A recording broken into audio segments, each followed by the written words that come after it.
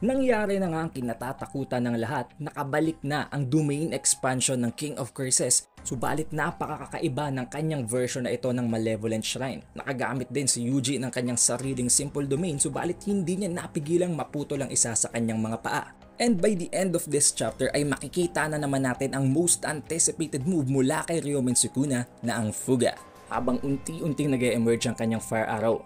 What is up you guys? It is the Updated Weeb at sa video na ito ay pag-uusapan natin ang tungkol sa spoilers and leaks para sa Jujutsu Kaisen Chapter 258. Sa pagsisimula ng chapter ay na-explain ng narrator na sa pamamagitan niya ng dalawang consecutive na black flashes ni Gojo Satoru ay nagawa niyang makapag-construct ng isang special reverse curse technique circuit na para bang isang impromptu or mabilisang pag-create ng path ng pag-create ng reverse curse technique na hindi katulad ng conventional method na ginagawa ng iba.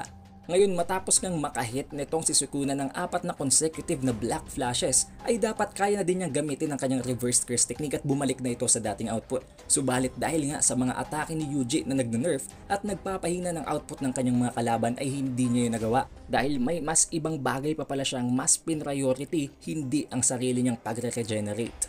Dahil na rin sa hindi din yun gaano magiging effective at tinatamaan na nga daw nitong si Yuji ang realm sa gitna ng soul nitong si Sukuna at ni Megumi. Bigla namang para bang may nakita at naramdaman na kakaibang ominous na aura itong si Miguel habang itinatakas niya itong si Haru. Yun pala ay walang iba kung hindi ang Malevolent Shrine. Subalit napakakaiba ng itsura ng Malevolent Shrine variant na ito na para bang isa itong halimaw na hindi nabuo completely. Nagsimula ng pulbusin ng Malevolent Shrine nitong si Sukuna ang lahat ng mga bagay na nasa loob ng kanyang range, maging ang mga crews nitong si Mimi na nag-a-act as surveillance.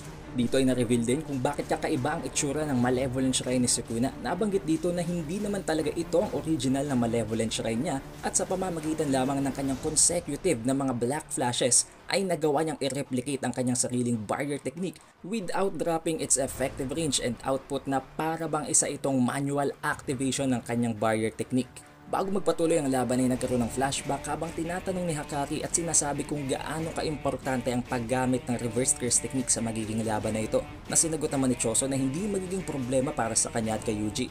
Habang tinatanong ang mga reverse curse technique users kung paano daw nila nakocompensate ang nawawala nilang dugo sa pakikipaglaban, na sinagot naman ni Hakari na hindi niya nakokontrol at gumagana yun automatically. Si Yuta naman sinasabi na sumusunod lamang siya sa kanyang instinct at si Shoko naman ay sinabing kino-convert niya kanyang cursed energy into blood.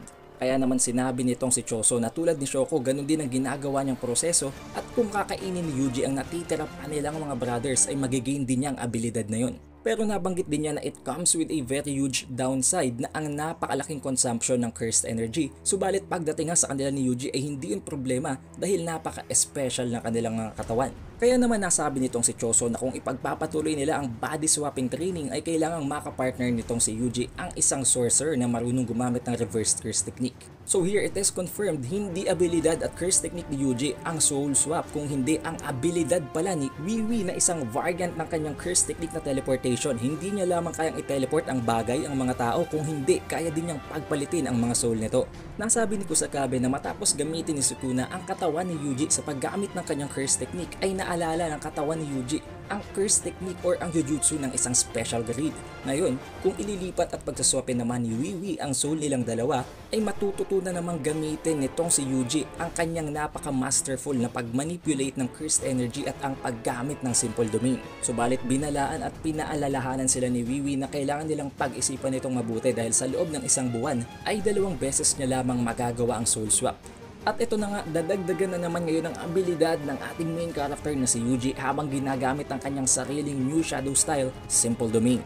Habang nasa loob siya ng range ng Malevolent Shrine nitong si Sukuna ay napansin niya na ito ay incomplete dahil hindi nga ito ang kumpletong paggamit ni Sukuna ng kanyang Malevolent Shrine at meron itong loophole, kaya naisip ni Yuji na kaya niya itong sirain. Subalit para kay Sukuna naman, hindi niya naman kayang i-maintain ng napakatagal ang kanyang impromptu na Malevolent Shrine na ito at wala din siyang na-create na countermeasure para ma-detect ang presence ni Maki. And with all of that conditions given, meron lamang 99 seconds bago mag-collapse ang Malevolent Shrine. Nang dahil dito sinusubukan ng lahat ng mga allied sorcerers mula sa Jujutsu Tech na makasurvive sa loob ng Malevolent Shrine dahil kailangan lang naman nilang ma-endure ito ng 99 seconds. Subalit dahil sa sobrang lakas ng mga slashes ni Sukuna ay nabasag nito ang simple domain nitong si Yuji at tinamaan nito ang kanyang left foot na dahilan kung bakit naputol ito at natagtad pa siya ng mas maraming dismantles. Pero hindi nagpabaya si Yuji at agad siyang bumangon at habang iniisip niya na tumigil lang onslaught ng slashes at nakasurvive sila, napahinto na lamang siya nang marinig niya ang salitang Fuga at nang makita niyang nag-emerge na ang Flame Elemental Curse Technique sa mga kamay ng King of Curses with an editor's note na nagsasabing Flames of Certain Death closes in.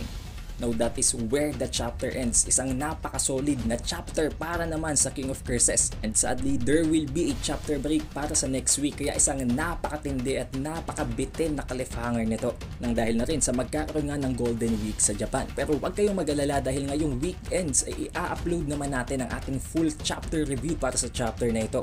Don't forget to leave a like, subscribe at i-ring mo na din ang bell button for more Jujutsu Kaisen contents at i-follow mo na din ang ating Facebook page by the same name na Updated Weeb para din hindi ka na mahuli sa mga announcement at mga events na magte-take place sa ating community.